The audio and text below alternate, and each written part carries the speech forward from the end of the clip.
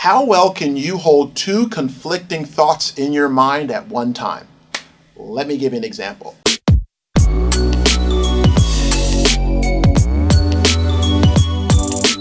So I recently met with an entrepreneur, and when I told her that I wanted to meet her at Starbucks, she was like, I really would much rather support a local business. At which point I had to send her this blog post that I wrote that kind of broke down why I'm a huge Starbucks supporter in my local community over my local cafe. And when I talk about having multiple conflicting thoughts in your head, there were things that I know this person deeply cared about in our city.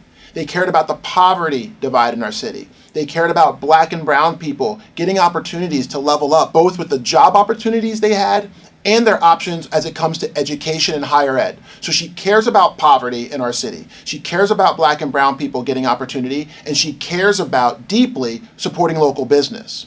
But what happens when your local business doesn't care about poverty in our city that's right around them and doesn't care about Black and brown people getting an option?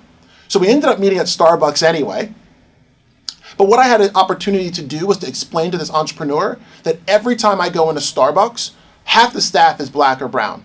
Every day I go in, every time. Also, Starbucks is giving those people an opportunity to go to college. They're paying them a better wage than our local small business is.